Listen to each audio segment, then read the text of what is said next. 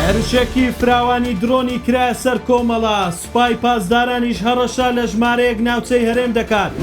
بەهۆی گرانی نرخی بنزین لە هەرێم، هەیبەت حەلبوسی داوای وەرگرتنەوەی نەوت لە هەرێم دەکات. ئیدارەی ترامپ تاوتوێی بڵاوکردنەوەی هێزی سەربازی لە کەناراوەکانی ئێران دەکات. باگوێرەی ئەو زانیاریانەی سەرکردایەتیەکی کۆمەڵی زەحمەتکێشان ئاشکرای کردووە، یەکێک لە بارەگاکانیان بە 12 درۆن هێرشی کراوەتە سەر، دەژڵێت هیچ زیانێکمان نەبووە. وتیشی درۆنەکان لە ناوچەیەکی نزیک لە خۆمان ئاراستەمان کراوە. ئەمجد حسێن پەناهی ئەندامێکی سەرکردایەتی کۆمەڵی زەحمەتکێشانی کوردستان بە میدیای فەرمی پارتی ڕایگەیاندووە یەکێک لە بارەگاکانی حیزبەکەمان لەلایەن چەند درۆنێکی نەناسراوە کرایە ئامانجی و بردومان کراوە. ئەوە لە کاتێکدا ئەمڕۆ سوپای پاسدارانی ئێران هۆشداری توندیدا و بە هاوڵاتیانی هەرێمی کوردستانی ڕاگەیان بۆ پاراستنی گیانی خۆتان ناوچەکانی سوورداش بنکەی هەریر کۆیا دێگەڵا نەحیەی خەبات چۆڵ بکەن.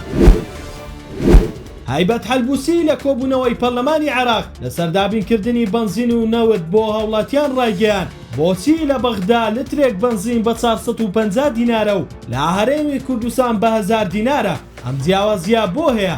حەلبوسی وتیشی 50,000 بەرمیل نەوتی ڕۆژانە دەدەین بە حکوومەت هەرێم بۆ ئەوەی بنزین بە هەرزانی بە هاوڵاتیان بدات و جیاوازی نەبێت لە نێوان نرخی بنزین لە هەولێر و بەغدا. ئەگەر حکوومەت هەرێم ناتوانێت بنزین و نەوت بۆ هاوڵاتیانی دابین بکات، داوا لە وەزیری نەوتی عێراق دەکەم ئەو بڕە نەوتیان لێ وەربگرێتەوە.